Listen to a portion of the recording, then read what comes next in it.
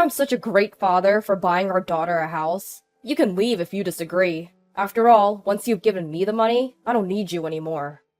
Those were the arrogant words of my husband, who made the unilateral decision to buy a high-rise condo with my money.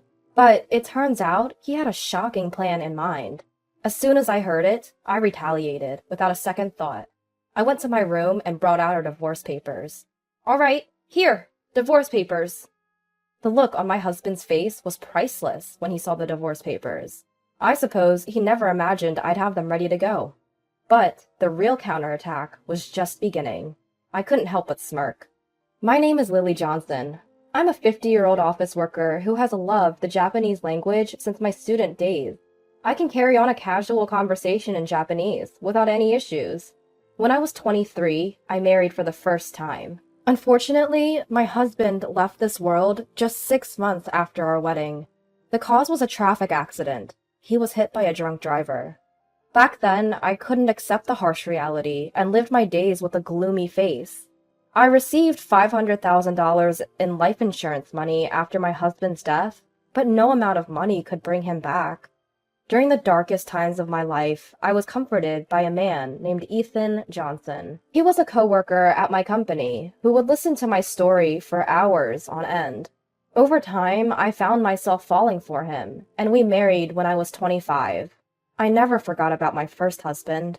I still vividly remember the times we shared, and I decided to keep the life insurance money untouched for emergencies. A year after marrying Ethan, we had a daughter, Mia. Mia is now an illustrator, living on her own. With her grown up, one might think I'd have a peaceful life with my husband, but that's not the case. Our relationship started to deteriorate when Mia was in her junior year of high school, because we couldn't agree on Mia's education.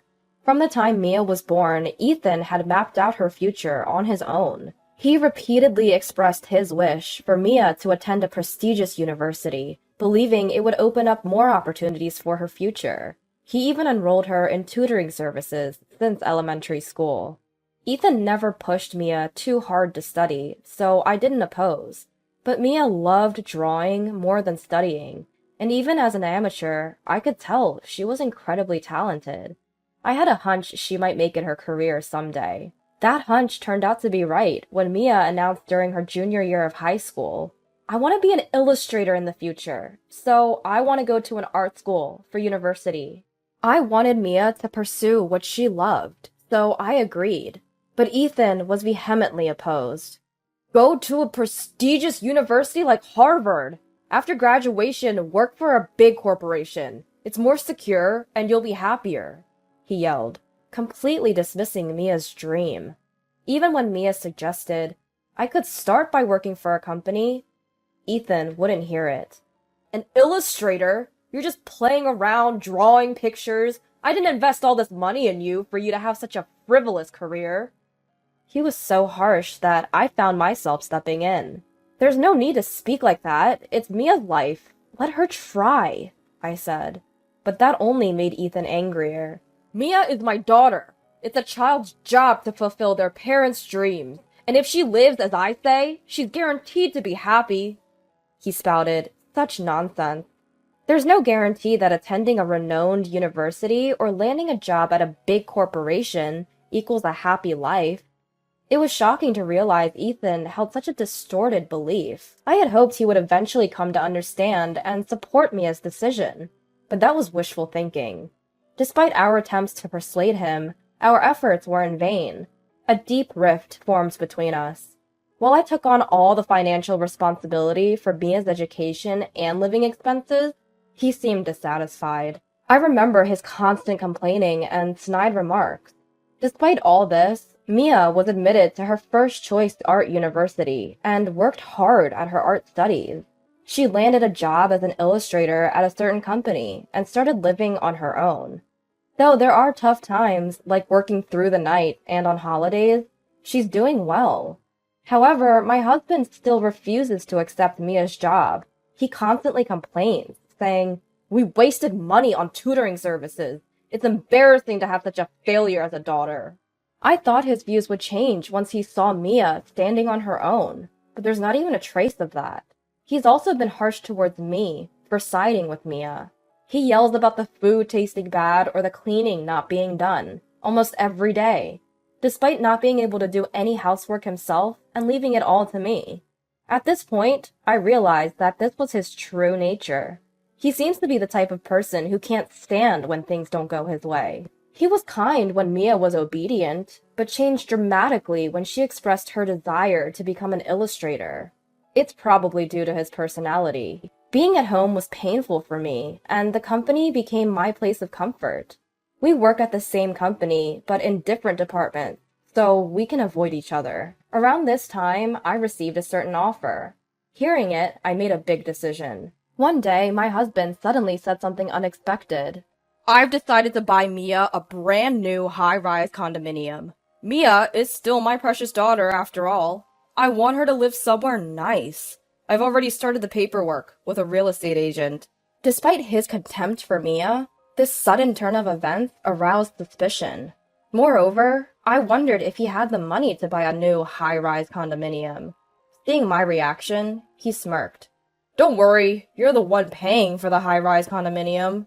What? Hold on a second, you can't just decide something like that without discussing it, I retorted. Ethan just scoffed. I know. You've got $500,000 from your previous husband's life insurance, right? You can buy it with that. With your money, I'm going to live in the high-rise condominium with Mia. I've had to put up with her, so I'm planning to make full use of her. You and Mia are ultimately my property, so just obey me. A surge of anger rose within me. He had decided to buy the high-rise condominium to spite me and Mia. I couldn't comprehend his way of thinking. Incredibly, he carelessly revealed his scheme and intentions. Besides, there was no way I was going to let my important life insurance money be used for such a thing. I am truly a good father, buying a house for my daughter. If you oppose, it's divorce. Just give me the money, and I'm done with you. The moment I heard that, I struck back, without mercy. I went to my room and brought out divorce papers. Fine, here, divorce papers. When I showed him the divorce papers, he was stunned. He must not have expected me to have them. But the real retaliation starts here. I smirked. Facing my bewildered husband, I explained what I had been considering for some time now. I can't trust a man who discriminates against his own daughter like that. I'm tired of living a life where I'm constantly criticized by you. I had decided a while ago to divorce you. I was just waiting for the right time to bring it up. And then you said you wanted a divorce. It worked out just fine. He must have intended the divorce talk to be a threat. Completely flustered, he stammered. Well, you see... Ignoring him, I filled in the divorce papers. Come on, you write it down too. You want to be free from me too, don't you? When I urged him, he reacted in rage. What do you mean divorce? It was just a joke. What are you thinking, bringing out divorce papers? Hearing that, my anger reached its peak. I don't understand you either. I don't understand why you would buy a high-rise condominium just to spite your family. If you say we can't divorce, I'm willing to consult a lawyer. Then, begrudgingly, he filled in the divorce papers, but he was furious, saying, Remember this! It seemed like he would retaliate in some form if I stayed in the house. I immediately left the house and submitted the divorce papers to the office. Then, when I reported everything to Mia by phone, she was also as angry as I was at my husband's outrageous behavior. That's terrible! You're right to divorce him. You can stay in my condo for a while, she said. So I decided to take her up on her offer. That night, Mia and I discussed and planned to retaliate against my husband. Then, about a week later, on a day off, Mia and I visited the house where my husband, or rather ex-husband, lives. Even though I was living there just a week ago, it felt like someone else's house. When we rang the doorbell, he came out immediately. What do you two want? Did you come to apologize for what happened? My ex-husband looked down on Mia and me with a condescending gaze. I was quite irritated, but I swallowed my anger and spoke in a slightly weak voice. That's right. I came to apologize because I thought I had done something wrong. I'm sorry, Dad. Mia also made a remorseful face. Quite an actress. However, the ex-husband didn't realize it was a performance and seemed genuinely pleased, saying, I see. I see. So, you've decided to reflect on your actions. I'm happy. However, he seemed curious about the bags we were carrying. What are you doing with all those bags? We were carrying bags that were filled to the brim in both hands. The bags were tied up, so you couldn't see inside. I took a stack of $10,000 bills from one of the bags. By the way, this was real money. I thought it was wrong what I did to you, so I decided to give you my late husband's life insurance money. You can live in the high-rise condominium with Mia with this money. There's $500,000. Can you put it in the safe? The ex-husband was entranced by the $10,000 stack of bills. Sure, please, put it in the safe. He easily let Mia and me into the house. Even though it had only been a week since we left, the house was littered with laundry and garbage. Come to think of it, the ex-husband was very bad at tidying up and doing housework. Imagining that he must be having a hard time living alone, I couldn't help but smile. Mia and I stuffed the contents of the bags into the safe. However, we put the $10,000 we showed him back in the bag, not in the safe. Fortunately, he wasn't watching us, as he went to the kitchen, saying, I'll make some tea. When I returned to Mia's condo, I packed my bags and went out again. I was going to set out on my own to a new place. Take care, Mom. Mia saw me off with a smile. I'll contact you when I settle down. Take care of yourself, Mia. I left Mia's condo with a smile on my face. 2 days later, I was asleep in my new home when I received a call from my ex-husband. Hey, what happened to the $500,000? There's nothing but garbage in the safe. As I burst into laughter, I thought to myself, he really took a while to figure it out, huh? My ex-husband had fallen neatly into my trap. The majority of what was in those bags was simply scrap paper. I had rolled up unwanted newspapers and filled the bags.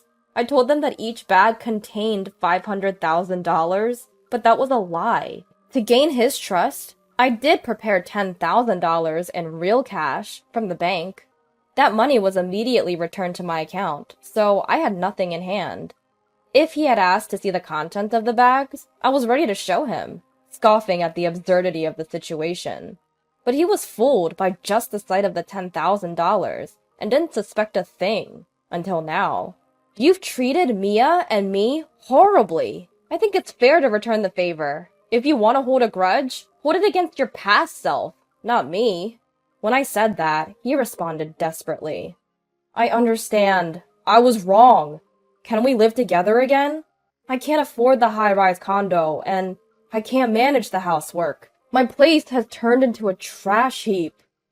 Taken aback by his self-centered plea, I retorted, I'm not your ATM or your housemaid. You're an adult. Figure it out. Besides, I'm in Japan now. I can't come back to you. That's right. I was now living in Tokyo, Japan. This wasn't a mere overseas trip. I received an offer to work abroad from my company and decided to take it up. I've always wanted to work overseas, and I love studying Japanese. The offer that came before our divorce was this opportunity to work overseas. Once I heard about it, I decided to divorce him and live overseas. I could live my dream and get away from my ex-husband. It was killing two birds with one stone. I had told Mia, but kept it from my ex, who was clearly taken aback. So that's why I haven't seen you at work recently. Why didn't you tell me? Why should I? We're in different apartments, and we're strangers now. Oh, by the way, Mia has something she wants to say to you. Tomorrow, we'll call you at 8 p.m., your time, using a messaging app. Alright. Is Mia going to live with me? We'll see. Wait until tomorrow. I said that and hung up, but I knew what Mia was going to talk about. I was looking forward to seeing his reaction as I drifted off to sleep. The next morning, I had to get up fairly early due to the time difference, but it couldn't be helped. I started up the messaging app and video called my ex and Mia. Mia started expressing her feelings to her father right away. I loved you when I was a kid, Dad. I respected you as a parent and loved you from the bottom of my heart. Ethan looked pleased to hear that, but Mia's speech didn't stop there. But that's all in the past. You outright denied my career path, right? That's when I realized your true nature. You just wanted to control me, and there's no love in that. I hate you now, and I don't want to see you again. This call is our final contact. Upon hearing that, my ex seemed to be on the verge of tears. Don't say such things. I had expected him to get angry, but this reaction was surprising. Maybe he assumed Mia would love him, no matter what. But Mia's harsh words continued.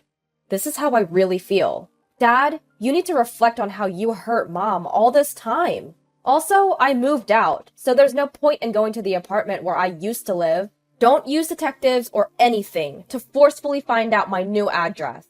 That's all I wanted to say. I also told him something I had forgotten to mention earlier. I've explained the circumstances of our divorce to our workplace, relatives, and your parents. I don't think relying on them will do you any good. Well, goodbye. Once Mia ended the video call, I also ended mine. My ex-husband was pleading. I'm sorry. It's all my fault. I apologize. So please give me another chance. But I didn't care about that anymore. Later, when Mia and I talked, she said, I feel so much better now that I've said what I wanted to. I felt relieved after seeing my ex-husband in distress too. Apparently, it became uncomfortable for my ex-husband at his workplace, so he resigned. He was disowned by relatives and his own parents, couldn't buy the high-rise condominium, and had to cancel. Moreover, he caused a scene at Mia's workplace, trying to call her out at the reception desk. He was immediately locked out and banned from the premises. My ex-husband, who kept repeating his selfish behavior, ended up losing everything instead of gaining anything. He seems to have lost all his energy and is now living as a recluse at home. A colleague wanted to ask him something about the handover of work and tried to contact him, but he didn't answer. The colleague went to his house reluctantly, where he found my ex-husband looking lifeless with a thick beard.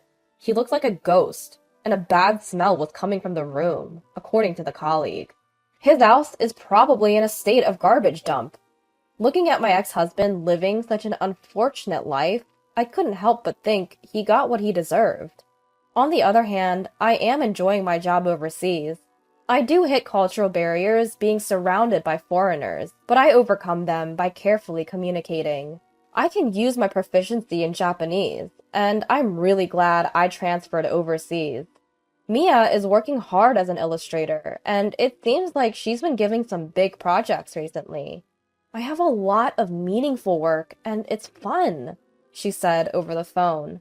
It's a joy for me as a parent to see my daughter doing what she loves. Despite all the hurdles, both Mia and I are starting to shine in our lives.